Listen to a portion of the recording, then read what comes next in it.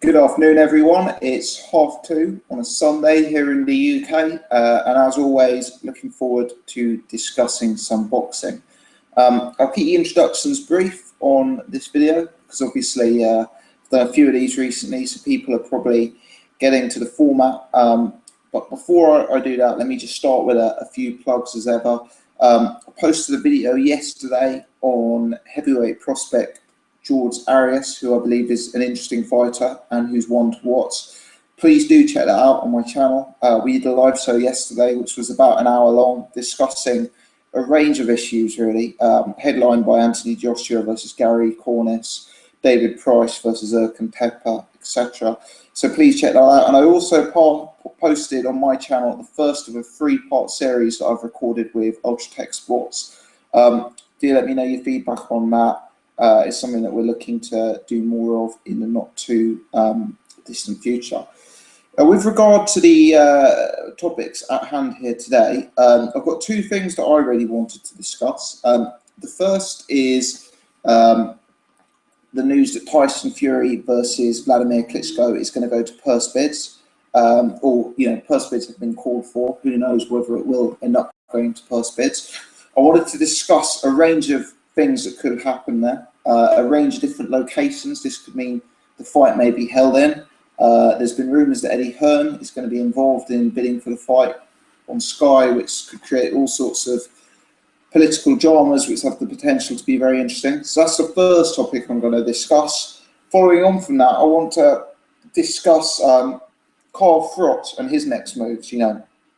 Carl's been coming and going for a very, very long time now about who he's going to fight, who he wants to fight, etc. But in a recent interview with Steve Bunch on ESPN, he said that he's probably favouring Degale over Gennady Golovkin recently. There was also some talk about Golovkin catchweight, which Team Golovkin and seemingly Eddie Hearn have denied as well. So it's all slightly bizarre, and I think it needs some discussion and some clearing up. So those are the two issues we're going to cover. I'm going to start with Tyson Fury. Before I do that, as I always say, whilst I like to make sure I cover the topics intended, I'm always open to taking questions, taking requests, having a bit of back and forth. So if you are watching, please do comment in the chat. Please let me know you're there.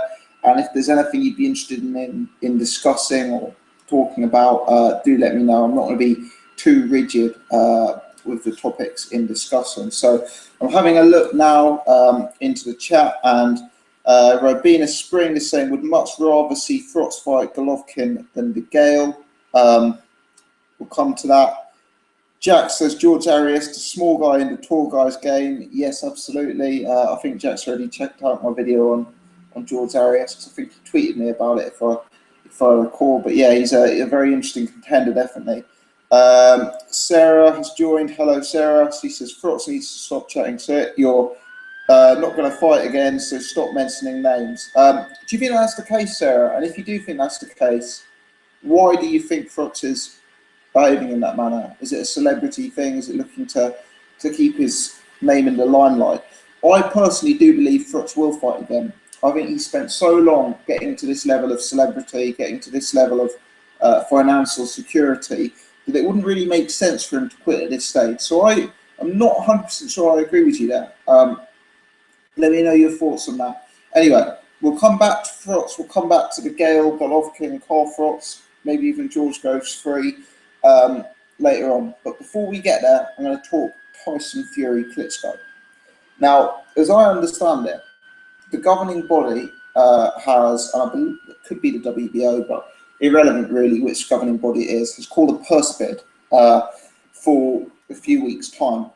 Now, I've been doing a bit of research into purse bid situations, and I think that I have just about enough knowledge to try and make an attempt at explaining that for anyone watching or for anyone who doesn't really understand how the process works. Effectively, two parties involved, Teams Fury and Teams Klitschko, and their respective promotional teams, K2 for Vladimir, Mick Hennessy, Frank Warren, Box Nation for Tyson Fury, still have until the time where the purse bid is due to negotiate the fight between themselves. They can come up with any deal that they like. and as long as both parties agree, as long as both parties are happy to make that agreement, then the purse bids do not occur.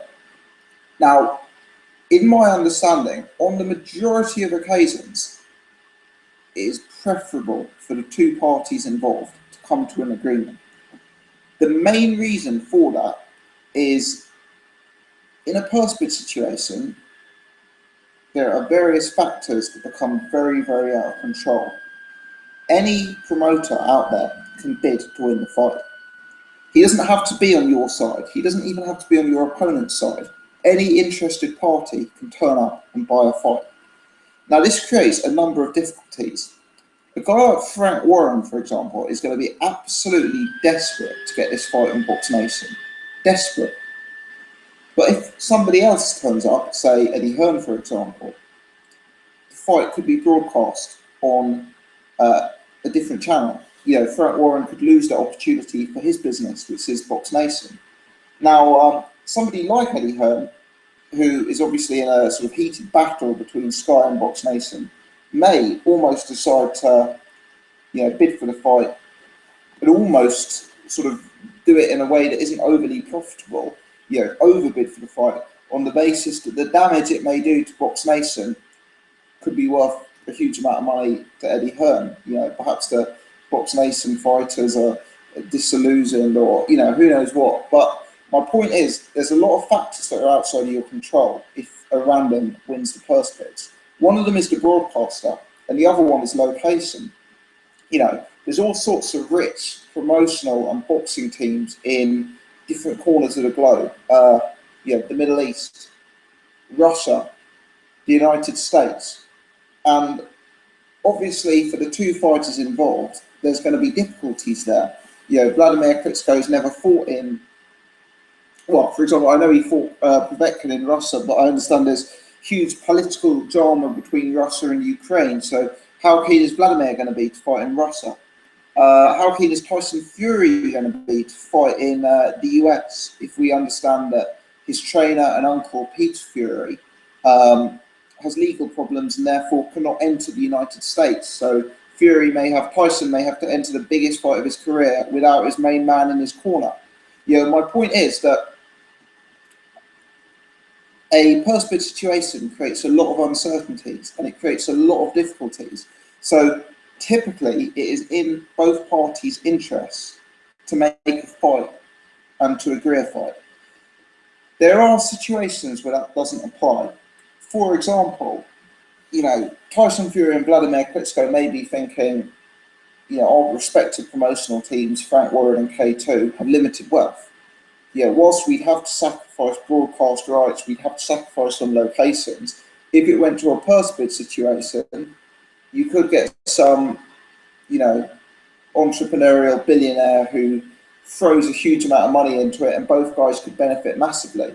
An example of that is when the Russian promoter bid for Povetkin Klitschko, and I think he bid $23 million. Klitschko, the champion gets 80% of the purse, so Klitschko saw something like $17–18 million in what was a massive career high purse for him. So, there are advantages to going to purse bids. It opens it up to the public, and from a fighter's perspective, perhaps the risk of having someone like an Eddie Hearn bid for the fight is going to incentivise Frank Warren and incentivise Mick Hennessy to bid even higher. So there's pros and cons. Going to purse bids, you gain certain things. There's commercial competitiveness to be gained, potential for higher purses, but you sacrifice control. You sacrifice control of the venue, you sacrifice control of the broadcasters, etc.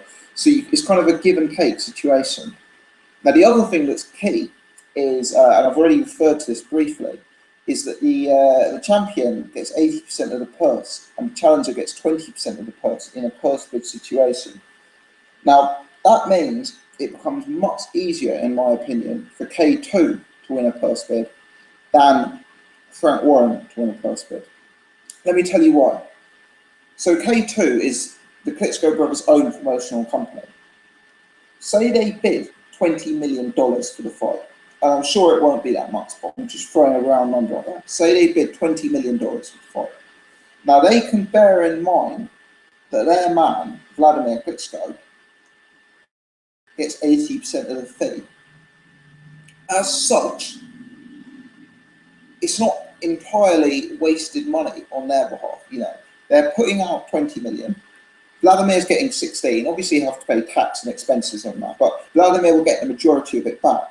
And obviously, then they'll stand to gain a huge amount from gate receipts, through ticket sales, through selling advertisement, sponsorship deals, through selling, you know, TV broadcasting rights, for example. Maybe the fight will be pay-per-view in England. Maybe if K2 win it, they can sell it to Eddie Hearn to broadcast on pay-per-view in England.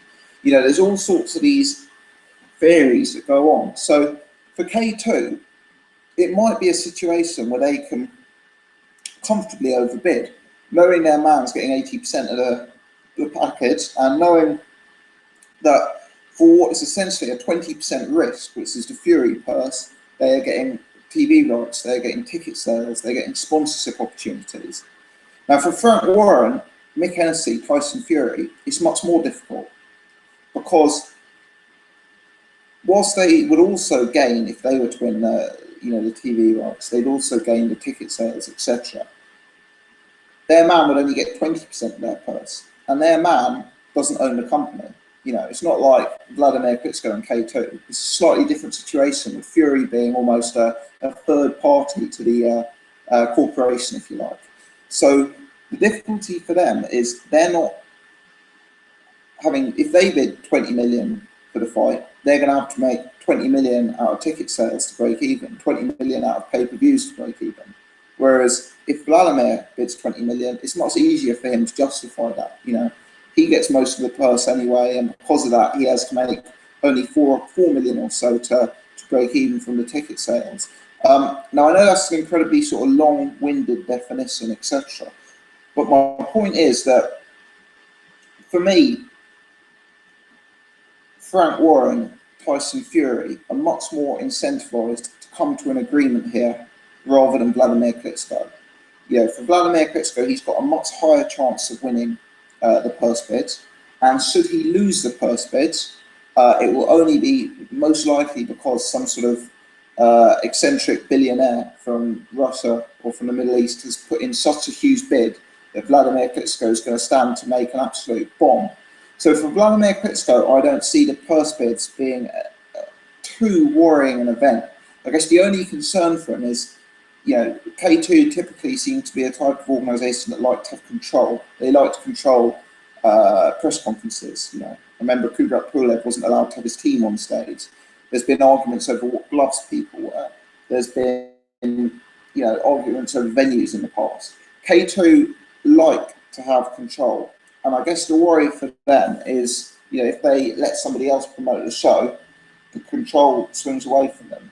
So, whilst I think K2 shouldn't be overly worried about it going to purse bids, there honestly is that incentive for them. And the only negative is the loss of control. But with Frank Warren and with Team Fury, there's a much greater risk of losing, which is that a rival like Eddie Hearn could come in, steal it off them, you know, do damage to Box Nation, bring huge profits to Sky off the back of Frank Warren and Mick Hennessy's work. You know, there's all of those sort of worries. And I also wonder about the US thing. Could it cause irreparable damage to Tyson Fury if Peter Fury is not allowed to be in his corner because the person who wins the purse bids wants to stage to fight in the US? You know, these are all things going through my mind.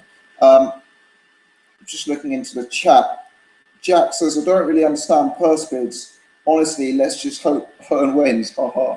Well, it is complex, Jack, and I'm not 100% sure that I've got it completely right, but I hope my long-winded definition there just about covered it off. So, yeah, let me know if that made it any clearer or whatsoever. If Eddie Hearn wins it, well, the first thing you can guarantee is that it's another pay-per-view, Jack, so it's going to cost you another 20 quid or, you know, or something of that nature. I mean, it'd be an absolute sickener for Frank Warren and Mick Hennessy, wouldn't it? They've spent so much money, so much time investing in Tyson Fury. You know, they've spent so much effort building him to this point. And if Eddie Hearn is going to sneak in at the last moment, yeah, the way the Box Nation business work is not an instant hit. It's about getting subscribers and hoping they stay on board. So what Frank Warren will be hoping, I don't know, is if Fury fights Klitschko, I don't know, 10,000 people will sign up to watch the fight at 20 quid a month, and then they'll keep renewing that subscription monthly. So it will add huge value to the business, month in, month out, and continually. You know, people will forget to cancel those subscriptions. People will like the work that Box Nation is doing and want to continue and want to watch more. So it's going to be a huge loss if Eddie Hearn wins it. And you could see him overbidding in an effort to really stick the knife into his opponent. And obviously, the format they have with Sky pay-per-view, he'd be able to get some of that money back straight away. Potentially, he could even host it at Wembley. And if he could sell 70, 80,000 tickets at 60, 70, 80 pound a go, suddenly him overbidding becomes much more justifiable with the remuneration he'd be able to secure back. So it's a really, really interesting one. The other factor to consider there is, I understand from an interview that Tyson Fury did, I'm not exactly sure where this interview is. It could well have been on Bayloric TV, so shout out to Ingram from Bayloric. But I think in an old interview, Tyson Fury and Peter Fury said they'd taken quite deep offence to the way Sky had behaved during the David Hayes saga, and they were unclear whether they were happy to fight on Sky again. So that's another thing to factor in. Although I guess if Eddie Hearn wins the purse bids, they'll have no choice. They've either got to sacrifice to fight with Klitschko or fight on Sky. So it's all very interesting. I'm having a look at the comments in the chat. Tivertap says, I don't get them either. Could Hearn bid if he wanted to? Yes, Tivertap. If it goes to purse bids, anyone can bid. It's not just down for the two parties to negotiate. Anyone can bid. You know, you could get a promoter's license and bid. And this is what happened before, you know, when Klitschko had to go out to Russia to fight Povetkin. And if you're a Ukrainian, going to Russia is very much going for an away match, let me tell you. So whoever puts in the biggest bid can win. They can control the venue, the location, they can control the TV rights. They basically get the opportunity to be the promoter for that fight. So typically, as I say, parties make an agreement between themselves so they can maintain control. But sometimes when they can't agree, or when they feel the fight needs to go to the market to get its full commercial value, the purse bids occur. Jack says, I don't know really. I don't like Warren too much. I know he's good at his job, etc., but I dislike him. I'm a hardcore fan with a casual fan's mindset. I love Eddie Hearn, haha.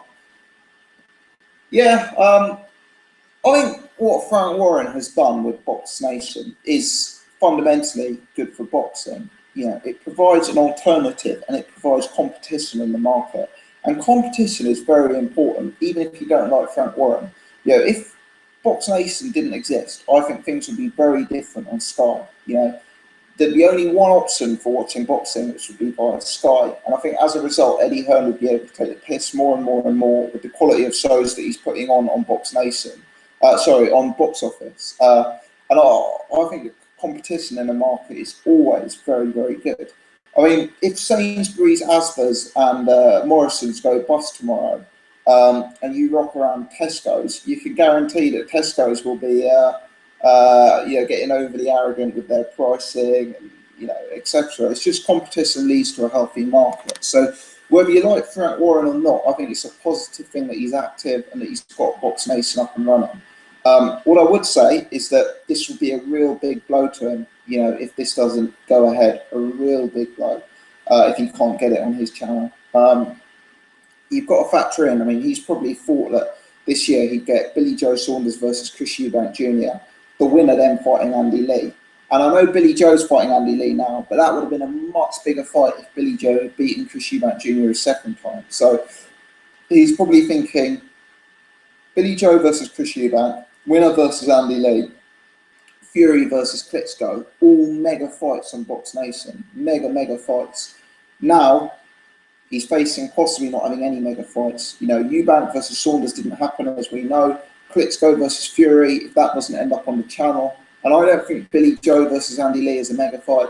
I think that Billy Joe, his profile has dropped. You know, he hasn't been active. And I think that Eubank Jr fight would have turned it into a mega fight. But right now, I think it would be very hard times for Frank and for Box Nation if he doesn't get the rights to this one. So, in my mindset, I would like him to get the rights. You know, because I think it will increase the competition in boxing and not let Eddie Hearn rest on his laurels. Bruce says, ironically, this fight wouldn't be pay-per-view in Germany. That is completely bizarre, Bruce, if you consider that, I think it was yesterday you told me that Erkan Tepe versus David Price was pay-per-view. Yet again, Bruce, I'm afraid I'm going to come back to you here with a bit more of a request for your local knowledge. Why is it not pay-per-view? I imagine it's because Klitschko's signed a deal with some sort of terrestrial TV channel, has he? If that's the case, brilliant. But that's only applicable, isn't it, if Klitschko wins the purse bids? I mean, if someone else wins the purse bids, can they not negotiate the television rights? That's my understanding anyway. Jack says, I agree with you about Warren. He's good for the sport and he's good for British boxing. Yeah, he is. And, you know, credit when credit's due. Frank Warren, the way he got sort of, you know, some of the title fights he's organised recently for really unglamorous fighters, you know. I know Paul Butler lost his fight, but if you look at guys like Paul Butler or guys like Frank Buglioni, these are guys who are not known by the average sports fan. These are guys who are not known by the man on the street. These are boxing fan boxers. They're not huge names, huge celebrities. And he's gone out and he's, you know, he's made some waves and he's got these guys title shots. So I think Frank's done good. What he hasn't possibly done is made huge commercial benefit over those sorts of fights because obviously they're expensive to put on and don't generate huge amounts of public interest. So I would feel a bit remorseful for him if he didn't get the win of the Fury-Klitschko fight. Bruce Wayne says Klitschko's contracted to RTL, Free TV. Sam the Warriors fan says, I wonder if Heyman or Jay-Z might put in a bid. I think it could go well on the east coast of the States because there's a lot of Irish Americans there and they're not scared to throw crazy money around either. You're absolutely right. I mean, look what he did for Degale, sort of a monster overbid there. And as I say, that's one of the concerns I raised. I don't know if you're watching from the start, Sam, but you know, Fury fought once in the US, and it was one of his worst performances against Steve Cunningham. Yeah, and there's a strong suggestion that the reason he performed so badly is because his uncle, trainer, mentor, Pete Fury, was banned from the country due to his criminal record. So could that be a real blow for Fury's chances if the fight is made in the US after a purse bid situation and Pete Fury you know, doesn't get to fly out? I mean, my hope is that, you know, realistically, I'm still thinking an agreement will be made, and I'm hoping this purse bid situation forces the two parties to make an agreement fairly swiftly. Yeah, I hope that it'll be either in the UK or Germany. If it's in the UK, I'll definitely go. If it's in Germany, I may consider going. Obviously, I have to consider the financials, but yeah, it'd be really good. I just hope that this puts some heat on the two parties and makes them come to the table and negotiate a deal relatively swiftly. So anyway, that's my thoughts on the matter in hand. I thought it was worth discussing, and I wanted to highlight, you know, in my mind, the amount of really important intangibles that this situation can create: location, broadcaster, date, etc. So yeah, that covers off part one of what I wanted to discuss on this video. I realise that there's a slight delay here. You're probably hearing me 30, 40, 50 seconds after I've finished speaking. So you know, if any more comments do come through in the chat, I will come back to it. But that pretty much covers off what I wanted to discuss on topic one, which is the first half of what I wanted to do today. I'm going to move now on to Carl Froch. And as I I mentioned at the start of the video, if you want me to discuss anything else, any other questions, any other fighters you want to ask about, I'm not going to be too rigid. I'm happy to go back and forth in the chat as well. So Carl Froch, he consistently remains in the public eye. He's not living the life of a retired boxer at present, and in a way that is borderline reminiscent of David Haye. He seems to be taking every opportunity to keep his name live on the lips of boxing fans. He's been toing and froing whether to retire or not. You know, we've heard all sorts of names: Golovkin, Bernard Hopkins, Andre Ward, James Degale. You know, we've heard all sorts of names thrown out there.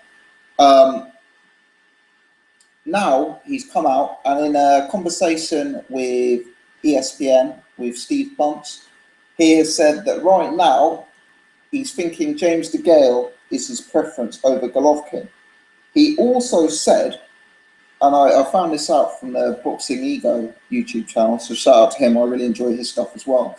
But he also said, apparently, that Golovkin had been looking for a catch weight of 164 pounds.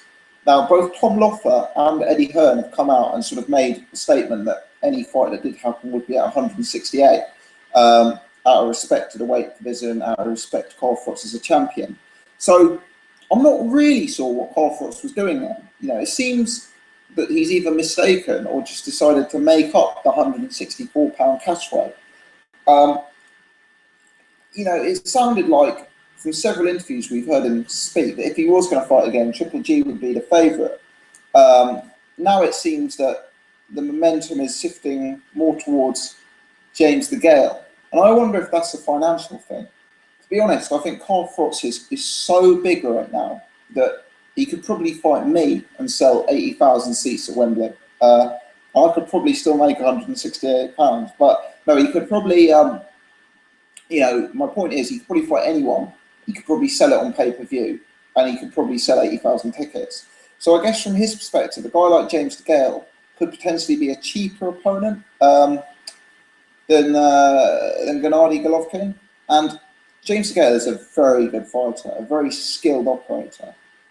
But Froch is probably, you know, Degale possibly looks like a less devastating operator in terms of his punching power. You know, he's just went 12 with Darrell, for example. You know, maybe he's. I mean, I'd rather share a ring with Degale than Golovkin personally. You know what I'm getting at. So it's interesting that he's moved on to Degale. It's definitely a change of tact from Carl Froch. Previously, it was very much retirement or Golovkin. So I'm not 100% sure where he's come to this from. So I'm going to discuss both fights in a minute. If you're watching, please comment in the chat. Let me know, firstly, which fight you prefer, why, and who thinks wins Froch Golovkin, Froch Degale. Let me know your thoughts. So I'm just having a look at the chat. War Chino has joined. Thanks for joining, War Chino. I think Warren, he makes future options on the fighters, doesn't he? And I think that scares a lot of fighters away. Like Spike O'Sullivan apparently didn't take the Eubank fight because he would have had to sign for 4 more for Warren. I don't know the details there, but that could potentially be a factor. Amigan, hello Amigan, says, I'm less interested in seeing Froch versus Degale and would rather see Triple G versus Carl Froch. Wolfchino says, gossiper, I like it. Who do you like more out of Warren or Hearn? Do you think Warren's boxing enterprise dies with him, or do you think his sons can carry it on? I don't think they can. Who do I like more? It's a really difficult question. I think we're so used to seeing Eddie Hearn with his face on every newspaper, every TV channel, every YouTube channel, that I've kind of got to the point where I feel like I've had enough of him and his banter. When he first came onto the scene, I thought he was quite a breath of fresh air. I quite enjoyed his chat. I quite enjoyed his openness. I quite enjoyed the idea that he shared a lot of details with the public. But he's so media friendly and so available via the media that I've almost grown ever so slightly tired of him. Now, when I see Frank do an interview with IFL TV, I find it really interesting. You know, some of the topics he talks about and some of the opinions he's expressed are not, you know, they are old school. Frank's an old school guy. But I do rate Frank. I do rate Frank. My inclination as a, who would I rather, it's difficult. When you say who do I prefer of Hearn or Warren, clearly Hearn's got a better stable. Clearly Hearn has the capability of putting on better shows. But as a bloke, as a business person, potentially I'd side with Frank Warren, although it's, you know, it's close. As for whether his sons can carry it on, yeah, he's got one son. What's the guy's name? It's a bit of a dynasty under Warrens, isn't it? Do you know what? I've totally forgot the guy's name. Obviously, it's something Warren. If you're watching, please do let me know. But he's got one son who always comes across well, you know, comes across as friendly during interviews. He looks like more of a new school operator. He often gets sent out to, you know, to do some of the lesser shows like the Liverpool shows and to manage the press conferences. You know, he looks more of a new school guy. I know there's a few other sort of Warrens in the background as well. Amigan says the number of rounds may have been 12 against Degale, but he only performed for about 8. Until Degale defends his title to validate his reign, I'll reserve judgment on him as a world champion. Do you know what, Amigan? I don't disagree with you there. I really don't disagree with you. I am a big James Degale fan, but I was so disappointed the way he took his foot off the gas in that fight. And against a guy like Carl Froch, who's so relentless, you cannot afford to do that at any point. Any point. So I totally agree with you there. I think both Froch and Degale beat Degale. I scored Froch maybe 1 round up, Degale maybe 2 rounds up. So I'd probably say Degale did a better job than Carl Froch. Having said that, when Froch fought Degale, he was young, he was unbeaten. It was before the Arthur Abraham incident. It was when he limited desire. So despite the fact that I think Degale did a better job, arguably Froch's victory means more due to when it came and the circumstances around it. So yeah, you know, it's a tough one. Sam says it's almost impossible to make a prediction on a Triple G fight at 168 because he hasn't done it yet. I get that. But the thing about Golovkin, right? There are certain, okay, this is how I'll express it. There are certain fighters out there who can easily move up and down weight classes because of their style. Bernard Hopkins, Floyd Mayweather, James Toney. These are guys who have such good fundamentals, such good boxing brains, such good defensive capabilities.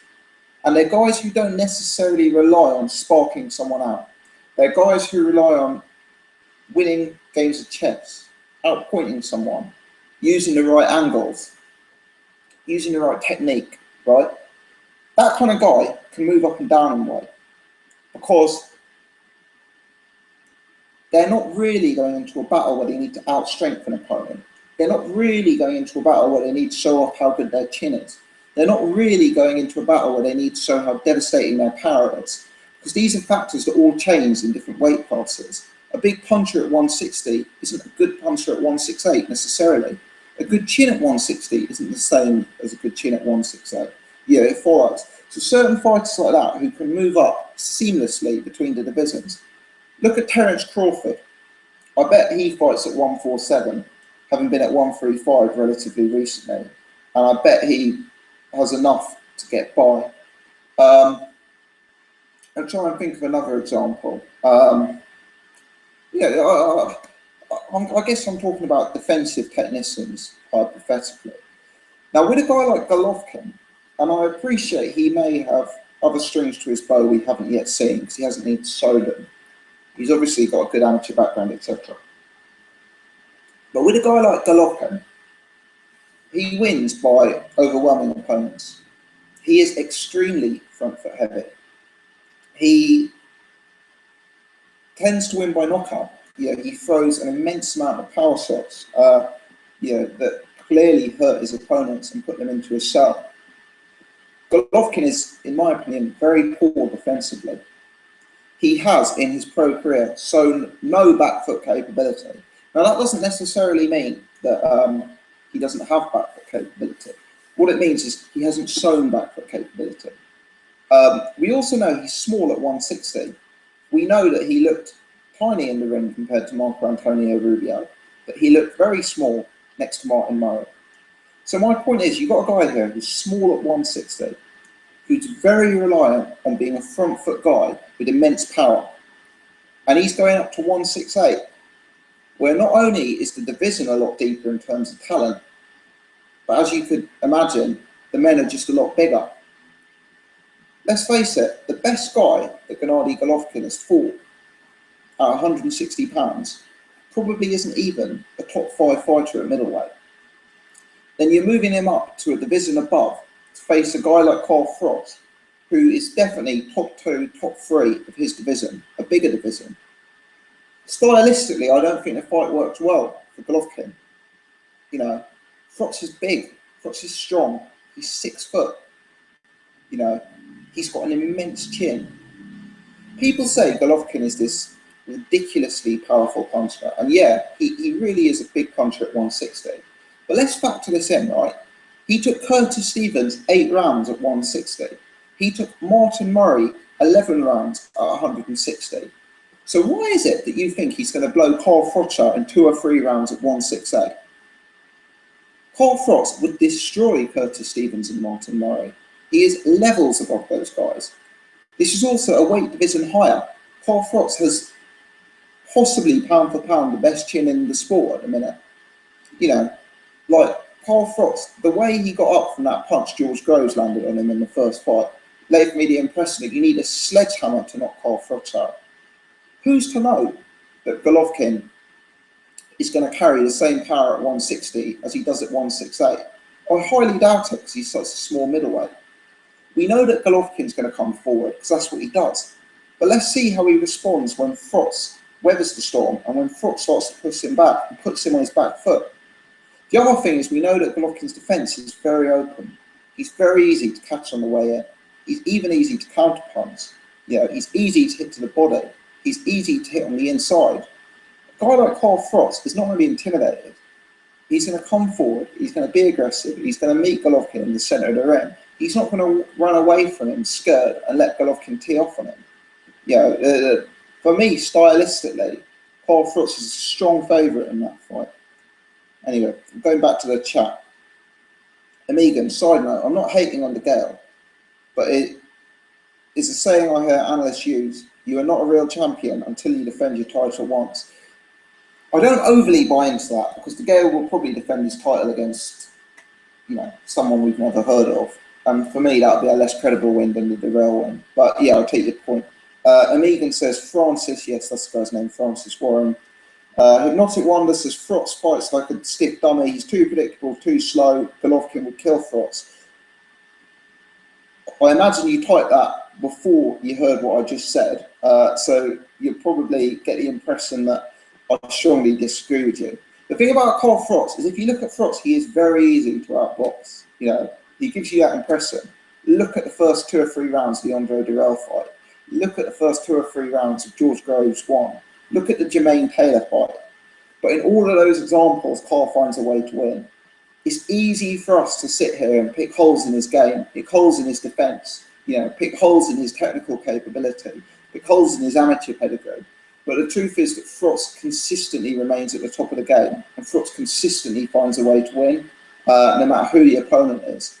I mean, the only unavenged defeat on his record is Andre Ward, who, you know, is clearly pound for pound at the top of the sport. Warchino, I prefer Hearn, but now he's monopolised the sport. I think the quality is going to go down. Warren at least tries to make good fights. There's been countless he's made. Butler Tete comes to mind. Exactly. He secures home advantage for his guys when possible. He'll put his money behind his guys. You know, he'll back his boys, and you know, at the very least, it keeps Hearn on his toes and provides some competition. So I like that. Tivertap says, so Hypnotic Wonder, I don't think he would. There would definitely be knockdowns though. I don't think the fight will happen. Or Chino is talking about Frank Warren. He's not afraid to put prospects against each other either, which Hearn wouldn't do with Fielding Smith. Yeah, I remember when he put, look, he put Cleverly Belly together, didn't he? He put Degale Groves together. He put Bullioni Markham together. He put Steve Gavin together.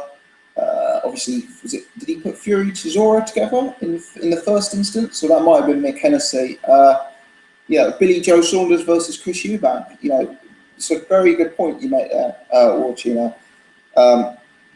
Sam, the Warriors fan, I heard Groves drop Golovkin in sparring. Yeah, I think I've heard that too. So was that quite an old rumour? I've got that in the back of my memory.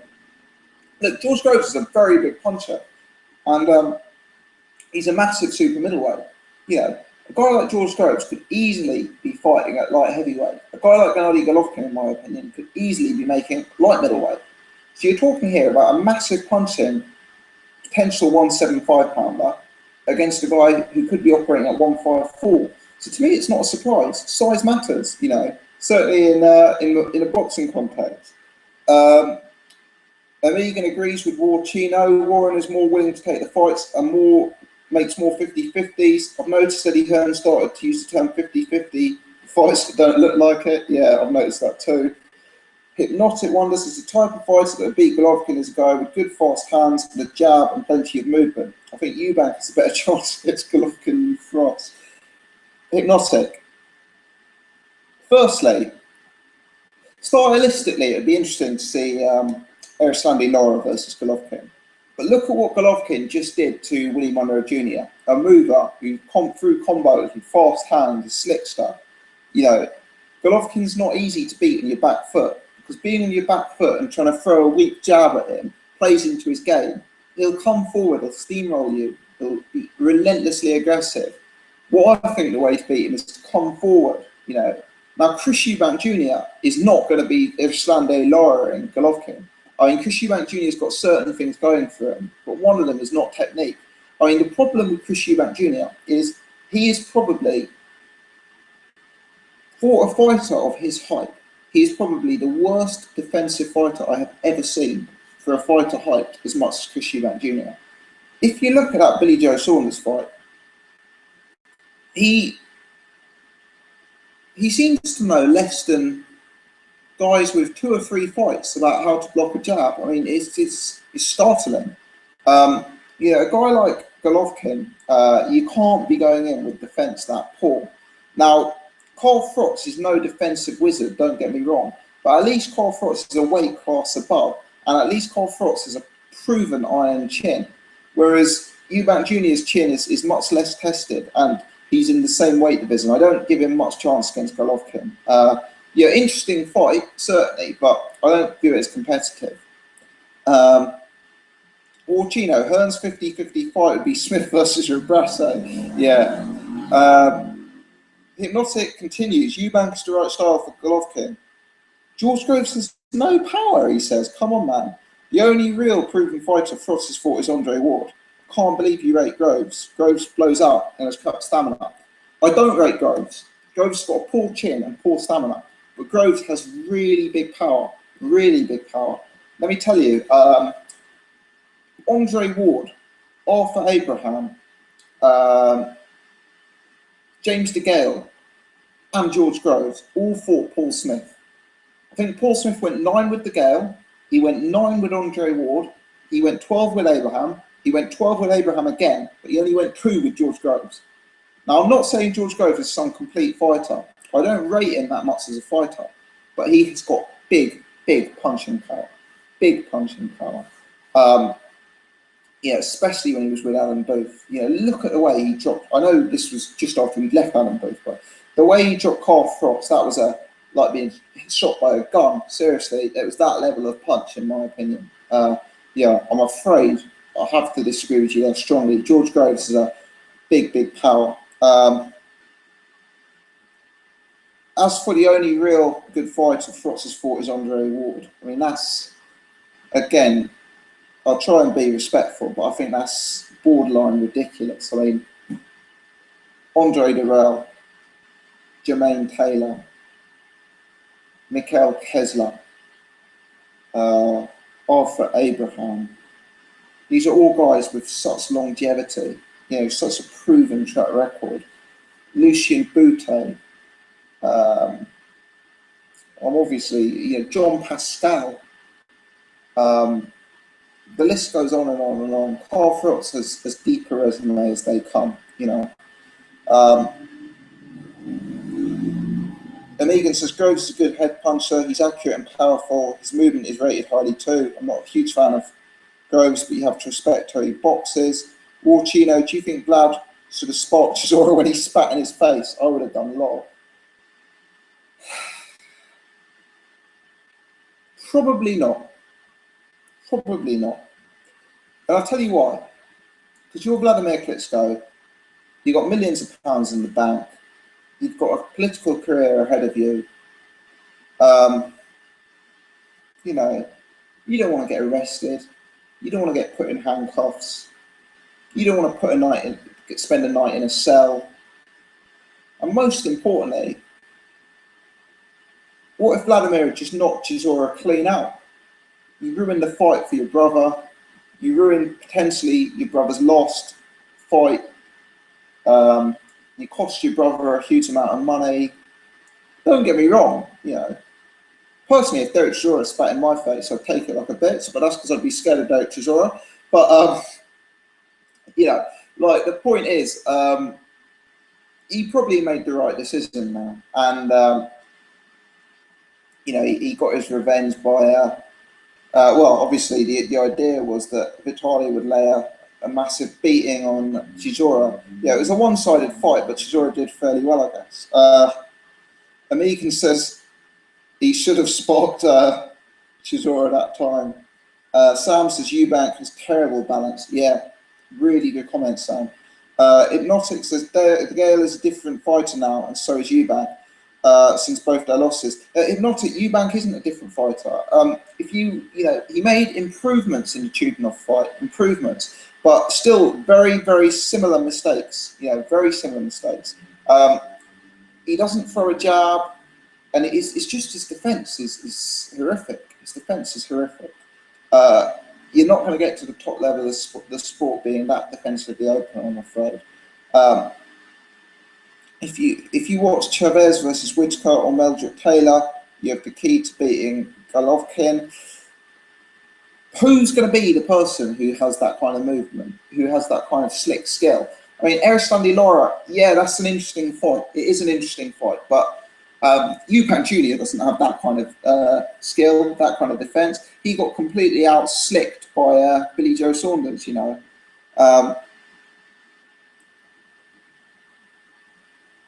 Amigan, Eubank's balance problem showed against Chudinov when he looked like he got buzzed and fell into a clinch. It was a tad clumsy. He's very clumsy. Sometimes he'll throw a punch and almost knock himself over. You know, really inaccurate puncher. You know, too worried about power punching. And in my opinion, not really a genuine power puncher either.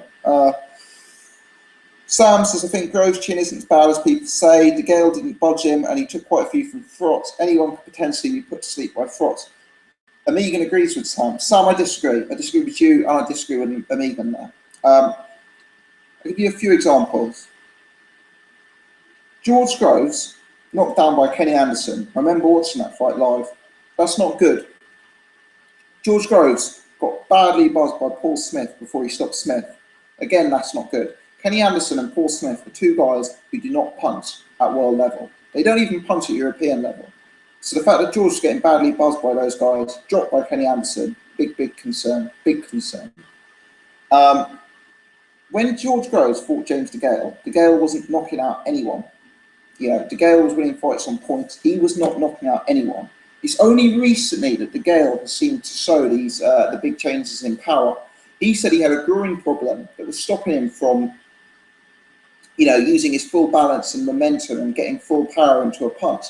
Now, it does sound a bit like a David Hay excuse, but look, I mean, he said about his problem. The second he's apparently got it fixed, he's knocking out Marco Antonio Rubio, he's knocking out Brandon Gonzalez, he's heavily dropping Andre Durrell. Yeah, I don't think that the Degale that fought George Groves was the Degale we see today. The other thing about anyone who can get stopped by Carl Froch completely disagree. You know, I rate Carl Froch, but he's not a one-punch knockout artist. Who is Carl Froch one-punch knockout? You know, Carl Froch is a kind of wear you down type puncher. His stoppages are like the stoppage that he got against Lucien Boutte, like the stoppage he got against Jermaine Taylor. I mean, Carl Froch, he's not a mega puncher, and he's certainly not a one-punch knockout artist. Don't get me wrong, he's a hurtful puncher. He can hurt you if he catches you, but he's not a one-punch knockout artist. I've never seen him put anyone to sleep like he did George Groves there. I think that is reminiscent of a bad chin, I must say. Amigan says, Eubank is the champion of the interims. Clearly he is amazing at the world level of interims. Law. Yeah. It's ridiculous, this interim thing, isn't it? Absolutely ridiculous. But anyway, I've talked about that before. So yeah, I mean, for me, Froch beats Golovkin. It comes down to two things: size difference and styles. Styles make fights. Golovkin's very good when allowed to dominate, when allowed to tee off from scared opponents, when allowed to throw huge power punches. But against a big guy like Carl Froch, against a guy who's going to push him back, against a guy who's in a much heavier weight class, used to taking punches from the likes of John Pascal, Mikhail Tesla, Arthur Abraham, I don't see Golovkin's game being as effective, and I see Carl Froch winning that one. Carl Froch versus James Degale, really interesting one. I see Degale winning the early rounds, just like Durrell did against Froch, just like Groves did against Froch. The question is, will Degale fade like he did against Durrell, and will Froch, a year older and a year inactive, be able to come on as strongly as he's done previously? You know, Carl Froch, he's known for his rallying finish. He's known for fighting to the death and continuing to stay on in a fight. But that gets harder to do as you get older. That gets harder to do as after you've been inactive for so long. And James Degale, whilst I think he has got a strong potential to outpoint Froch, does risk getting knocked out. He can't take time off like he did against Durrell if you're fighting Carl Froch. So for me, I say Froch 70-30 over Golovkin, and I say Degale 55-45 over Froch. That's how I've got it. Degale, Froch, Golovkin at present. That's how I'm picking it. I'm having a look at the chat. Sam says, Anderson was a flash knockdown. I just think he didn't see the punch coming, which makes it a lot worse. I know from experience. Yeah, I get that, but what about the Paul Smith getting rocked? What about, to be honest, I've seen him buzzed against like Dennis Bouglin and Rebrasso. You know, he's quite easy to hit as George Groves. And the Carl Froch knockout, I mean, that's the key bit of form on terms of Groves' chin, isn't it? I mean, Carl Froch doesn't knock guys out like that. Hypnotic says Froch has no movement. Are you telling me Froch moves better than Eubank? Yeah, Froch isn't like an athletic lateral mover. I'd agree with you there, but that's just not his game, is it? That's just not his game. I mean, who's a better mover, Froch or Eubank? Yeah, I mean, Eubank's the younger, athletic, fast guy. Maybe Eubank, but Eubank's not a good mover. He got completely outmoved by Billy Joe Saunders. I mean, you're comparing. Eubank is no Erislandy Lara whatsoever. I think Golovkin is a better mover than Eubank. Eubank's also not a back foot guy. He's not going to be dancing around Golovkin shooting a jab. He's got no jab and he's got no back foot. Eubank's actually similar to Golovkin in the sense that he's a come forward guy. He moves in straight lines. He goes forward. You know, for me, Eubank's movement is oversimplistic. Hypnotic says Froch is a modern day Frankenstein. He's too stiff. If Eubank fights the whole 12, he'll stop Billy Joe Saunders, and I completely disagree. At no point in their 12-round fight did Eubank look like stopping Billy Joe Saunders. Eubank is not a power puncher. This is a myth. Eubank feeded on light middleweights and welterweights when he wasn't even making the 160-pound division. You know, Eubank was coming in at catch weights of 165, 163, and he was fighting guys who were, you know, previously campaigning at 147 or 154, who are new to 160. You know, Eubank looked devastating against those kind of guys, but who has he devastatingly knocked out at 160 pounds? You know, prior to Saunders, the best opponents he'd been in with were the likes of Hearn, Booth, Bradley Price. You know, Billy Joe Saunders was too much too soon for him. And yeah, he came on strong. He landed some shots on Saunders, but at no stage did he look like he was going to stop Billy Joe Saunders. Saunders is a tough guy with a good chin and decent defence. You know, it's not going to be easy to stop Billy Joe Saunders for anyone. Chris Eubank Jr., you know, he hit this Chudinov chap, and I know Chudinov's a tough guy as well, but he hit him with every punch in the armoury. You know, he threw everything he had. So, you know, the guy took so many punches, yet got stopped on his feet by the ref in round 12. You know, Chris Eubank Jr. is not a devastating puncher. When he floors someone rated in the top 20 at 160, I'll concede he's an average puncher. But at the minute, he's shown me nothing at all. Eubank was unsure. The next time round, he'll be fitter and he'll be stronger. Well, let me tell you, I was at the weigh-in for that fight. I was at Eubank versus Saunders weigh-in.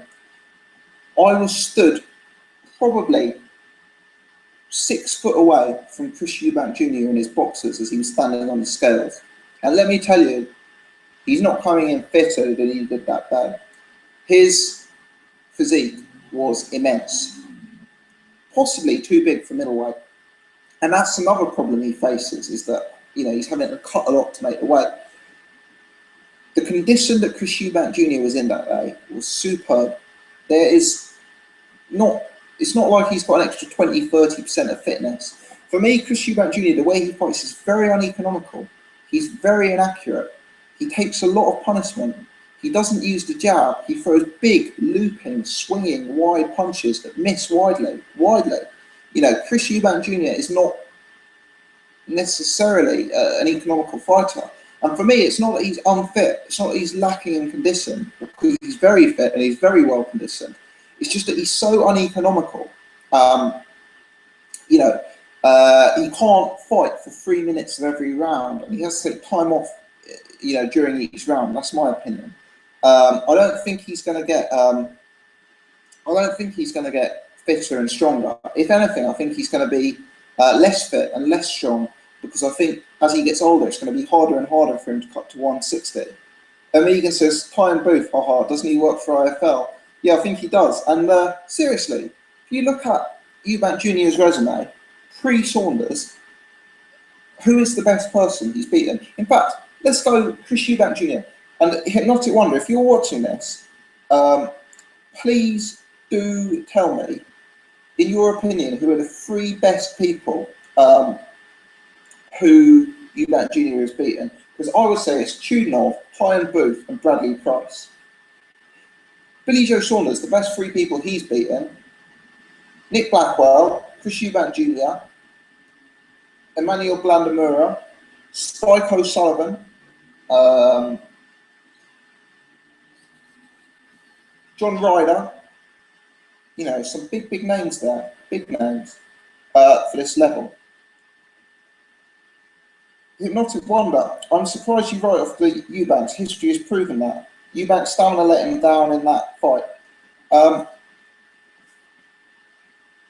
am writing off Eubanks. He's got no technique and no defence. Hypnotic Wonder, the guy cannot block a jab. He has no ability to block a jab. His guard is so open.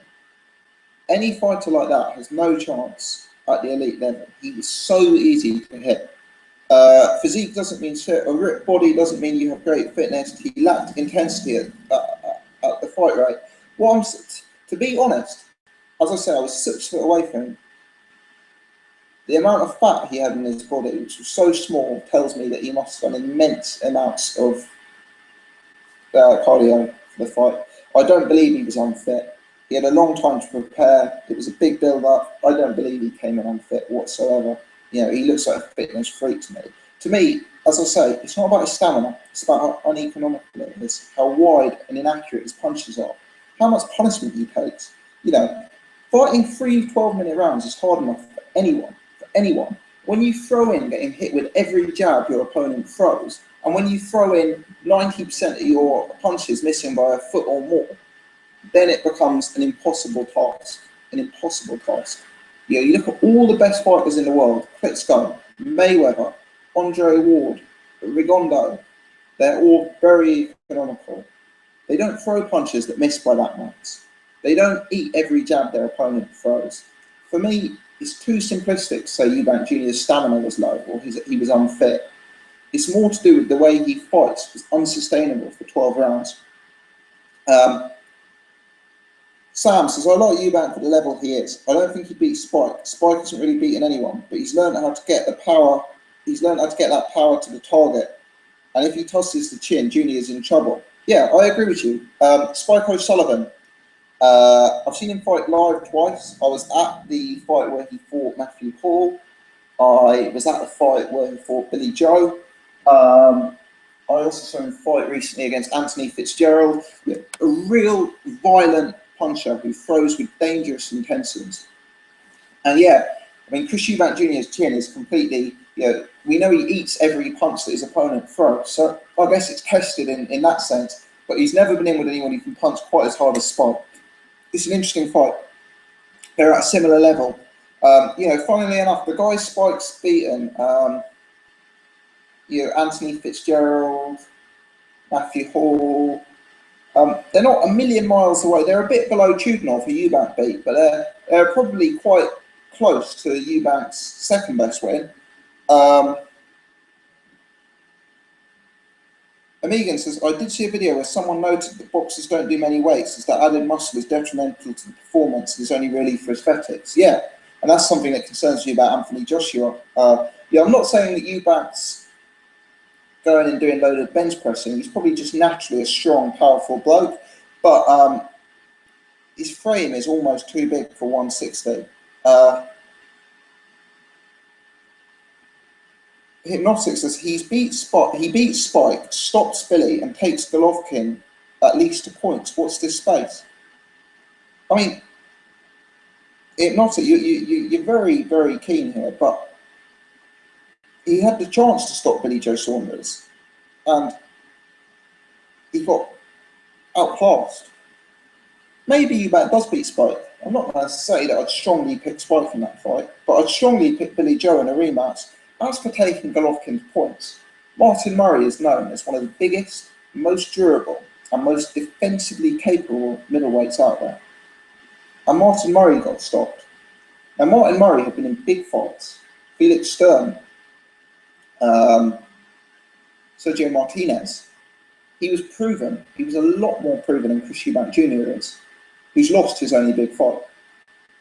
Martin Murray's defence is 10 times better than Chris Eubank Jr.'s. Martin Murray's chin is much more proven than Chris Eubank Jr.'s. I don't see Eubank taking Golovkin to points necessarily. I really don't. Warchino says, I've changed my mind. I picked Degale over Eubank. Who would you say is a better, who did you say you think Joseph Parker is a better prospect than AJ? I did 2 videos on this. You know, it's interesting. Obviously, my YouTube channel, as you guys know, is very, very small, and you know, doesn't get a lot of views, doesn't get a lot of hits. So I did a video about 6 months ago, who'd win in a fight between Parker and AJ, and at the time I picked Parker, and that video is the most successful video I've ever done. It got in excess of 3,000 views, which was you know, very, very interesting for me. But Parker has a huge following in New Zealand, and there's not too much material out there on him. So I think what it was is a number of Kiwis like checking out my channel. So I did that video, and because it was such a success, about a month ago I did a video. If you want to watch it, it's called, if you Google Boxing Gossip Parker Joshua 2015, it's like an update video where I look at their more recent fights. And I have to say, right now, I'm picking Anthony Joshua. I think Parker is more proven. His chin is far more proven than Anthony Joshua. He's already won 12 rounds. Parker is, you know, his stamina and chin is far more proven than Joshua. But Parker, for me, has a tendency to get sucked into a brawl. He has a tendency to abandon his fundamentals. He has a tendency to forget his movement, to forget his jab, to forget his defence. And Joshua, I criticised him in the initial video for not fighting the level of opposition that Parker has. Now the tables have slightly turned since Joshua fought Kevin Johnson, which is a higher level of opponent than either of them had fought previously. So I did two videos. Initially, I picked Parker, the May 2015 update or the June 2015 update. I changed my mind and I picked Anthony Joshua. Parker, though, if you haven't seen him, do check him out. Really, amazing hand speed, amazing combination puncher, throws to the head and body, beautiful shot selection, and devastating power. A real interesting fighter. I think he's only 23 years old.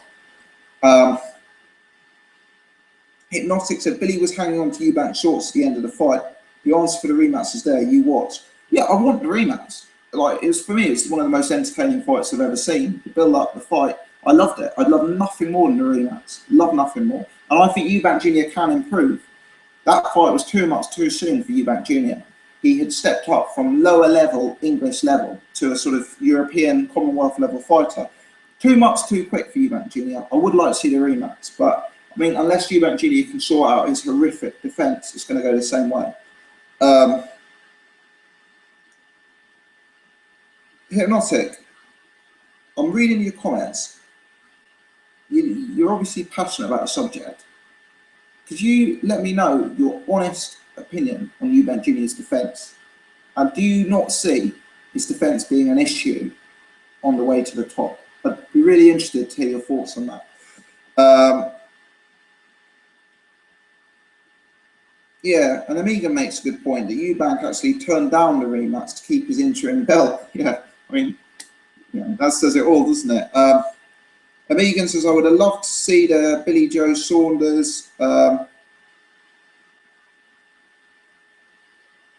Hypnotic says he refused the rematch because Billy can't stay fit out of the gym. I mean, that sounds like a ridiculous statement to me.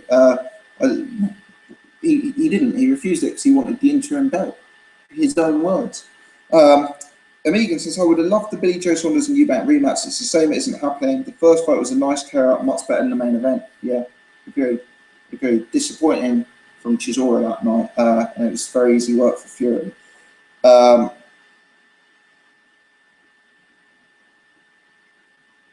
Hypnotic saying that Eubanks is smart by biding his time. Yeah, whatever. Yeah, let me know on his defence though, Hypnotic. Interested to hear your thoughts on that. Sam says, I'll have to check that video out. I bet the Anthony Joshua worshippers and Matchroom fanboys loved that, haha. I saw the fight with Scott Steiner, Franz Botha. Very impressive offensively.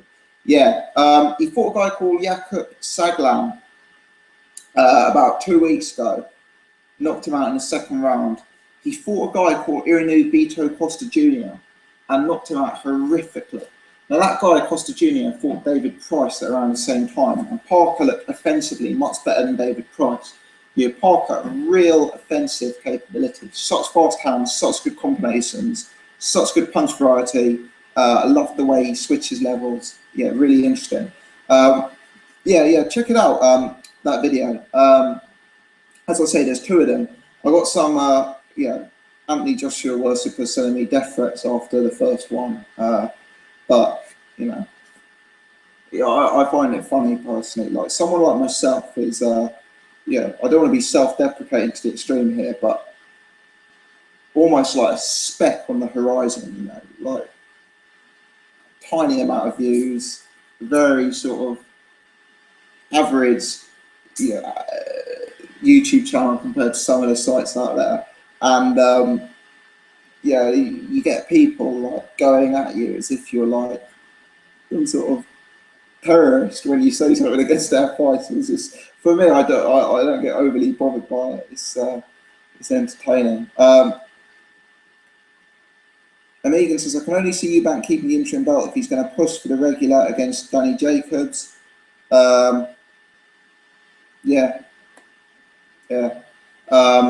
I heard him saying that he wanted to fight Golovkin, not Jacobs, but we shall see. Danny Jacobs is a decent fighter. I think Danny Jacobs probably beats him because he can't, Eubank just can't defend against the Degale, unfortunately. Warchino says Hearn will probably sign Eubank. Yeah, I mean, if anything, I think that's the way to go with Eubank. If Hearn signs him, is 3 or 4 very quick, low-level fights. Potentially step him up to £168. Put him in with someone who can't punch like Martin Murray, because as we know, his defence is so terrible that he needs to be in against light punchers. Put him in at £168, and maybe try and build up to a mega fight with James Degale. There's no love lost between those two. I remember them hating on each other back when they were with Tennessee. That could be the way to go. Interesting. Amigan says potential for Billy Joe Saunders versus Eubank unification, but I'm on the offence with Billy Joe Saunders and Andy Lee. I'm not convinced Eubank will win the regular belt. No, I don't think Eubank beats Danny Jacobs, and I don't even think the fight happens. The risk reward isn't there for Chris Eubank for that fight to go ahead.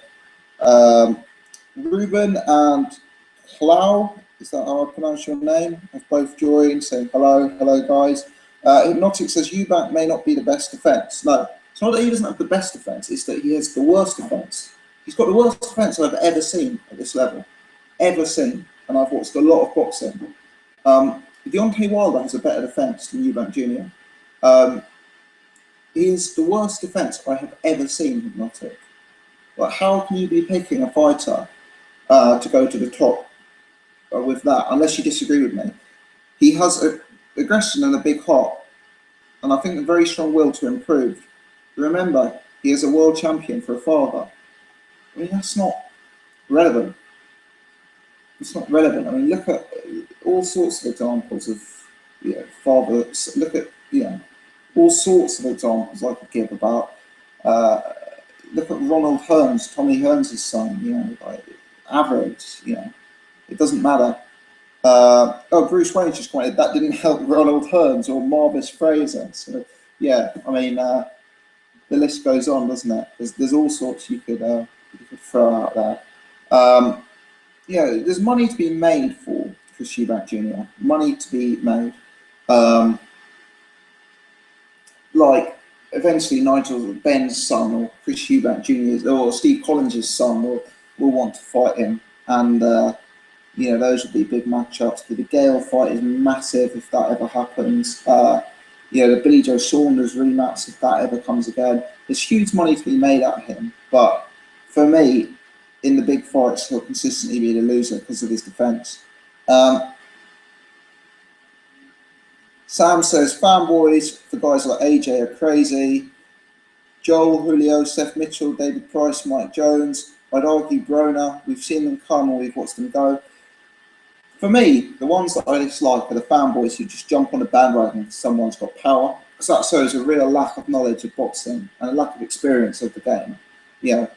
People sit there and they watch David Price knocking out 10 nobodies and they think, oh, this guy's got world-class power. It's easy to knock out a nobody. It's not so easy to knock out a top 10 fighter. And that's something that neither David Price, Anthony Joshua or Chris Eubank Jr. has ever done. Hypnotic Wonder says, who stopped him? Nobody stopped him. But Hypnotic, as I've said to you, before the Billy Joe Saunders fight, he had only fought light middleweights and welterweights where Chris Eubank had come in overweight. So he was fighting guys where maybe he had a 20-pound weight advantage. He was fighting low-level guys. Billy Joe Saunders is, known as a feather-fisted puncher. He's a very light puncher. Billy Joe Saunders hasn't knocked out anyone. So the fact he went against Chris Eubank Jr. I mean, the Chudinov fight, that's probably his best performance. And he outclassed the guy. He did well in that fight. He did do well. Credit to him for that fight. But in terms of the opponents he's fought, he's not fought anyone who's likely going to stop him. Same with Anthony Joshua. it will only when he gets stepped up in class that we'll see him getting knocked out. But maybe he does have a great chin. Maybe he does. But whether he's got a great chin or not, Eubank Jr is not a mammoth puncher. So his fights are probably going to go to points if he fights at the world level. And he's going to lose the fights on points if he can't defend against the jab. Megan says, don't forget, Amir Khan's fans are fairly zealous. Yeah, they're an aggressive bunch. Luckily, I'm a fan of Amir Khan, so typically when I've done a video on Amir, I've got praise on it. But yeah, I had a few Deontay Wilder fans on me back in the day, and yeah, they were looking for blood. It's certainly the Anthony Joshua fans at the minute who are the most aggressive, though, definitely.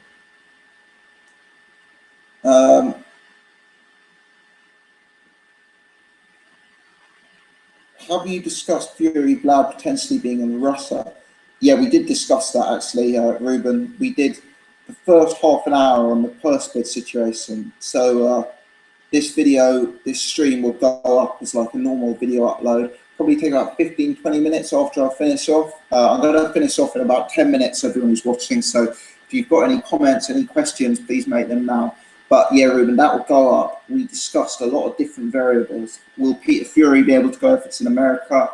Will Eddie Hearn win the fight? Which broadcaster, which location? So please do check that out. Hypnotic says, can you name a better example rather than the worst? Than the Mayweather fella, Ali's daughter. Yeah, no, I take your point. Yeah, I take your point, as in the father-son thing. Yeah, it can definitely assist.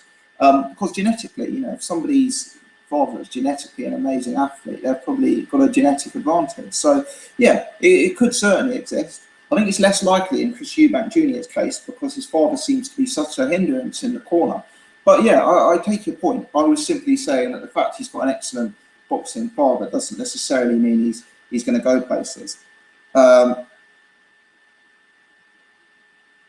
Hypnotic says, I'm keeping this video so in a few months' time we can look back at this analysis. You have written him off after one close points loss. No, I haven't written him off after one close points loss. I've written him off after a consistent. I've watched every fight Eubank Jr. has ever had, Hypnotic. Every fight he's ever had. I've watched some of his amateur fights before he even turned pro. And I'm writing him off because I'm convinced from what I've seen he cannot block a jab.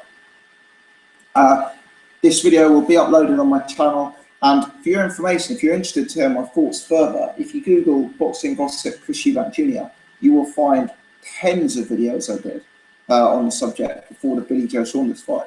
You might find one interesting one on Eubank Jr.'s sparring before Billy Joe, where I pointed out, I predicted that Billy Joe would win that fight, and I highlighted weaknesses that I had seen in Eubank Jr.'s sparring session with a guy called Tarek Quadas. If you Google Boxing Gossip Eubank sparring, you'll see that, and yeah, that's why I'm writing him off. And yeah, if I'm wrong, fair play to you, but I'm pretty confident I'm right on this one. You do not get to the top if you can't block a jab, no matter what you've got to your game. It's as simple as that. It's like saying you can't win a 100-meter gold if you're not very fast, or you can't win a weightlifting competition if you're not very strong. If you can't block a jab, you can't be an elite level boxer. Megan says, you've been talking about Eubank for so long that you put him on the title of the stream. Yeah, I will do that when this goes up as an actual video. Yeah, that's the thing though with these videos. Like I've always said, I like to discuss things that people like to discuss. Like to hear me discuss, you know. And obviously people like Eubank Jr., whether you love him or hate him, he's an interesting guy. He's a fascinating character.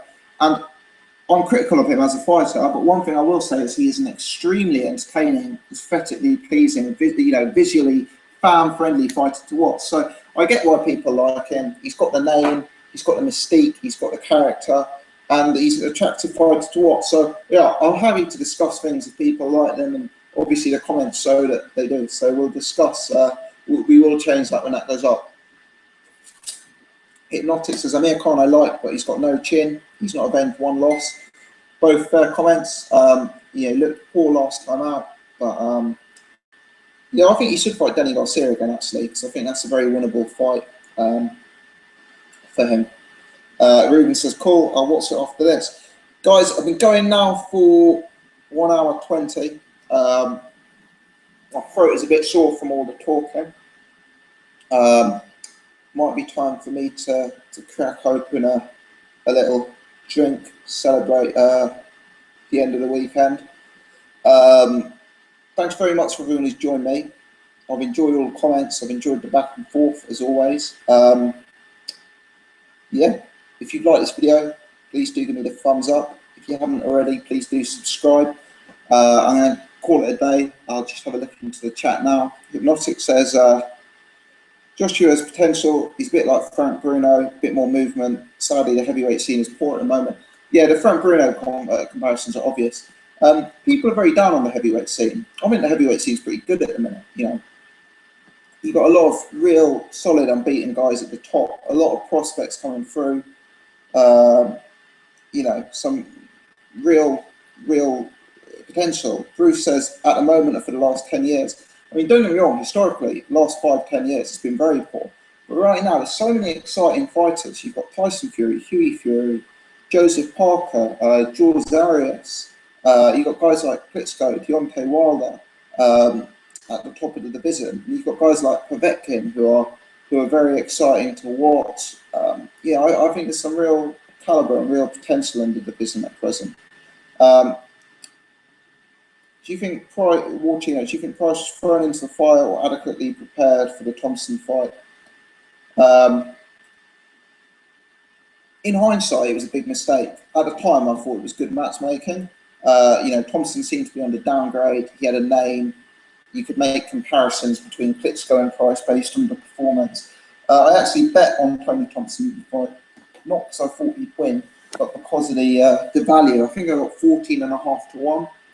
This was a nice little payday, let me tell you. But yeah, in hindsight, clearly a big mistake. It's probably a mistake that won't be made by the Hearn with Anthony Joshua. But you know, I did think it was clever matchmaking at the time. Megan, I'd like to see Helenius fight Price, just putting it out there. Yeah, Helenius has had 2 comeback fights recently. He looks heavy, but fit. He's carrying a lot of power. And yeah, Helenius is a guy with a bit of an upside. Big concern with Helenius is that Derek Chisora fight. You know, he looked like he'd found his level there. Price has no chin, the best and the quickest answer. Yeah, that's obviously the big concern with Price. Guys, I'm going to go. Thanks very much for watching. If you've enjoyed it, I would ask if you could just give me, take 2 seconds and just click the thumbs up button. Help me out at this end. Thanks very much all for watching. I've enjoyed it. Hope you have too. Till next time, hope to catch you all soon.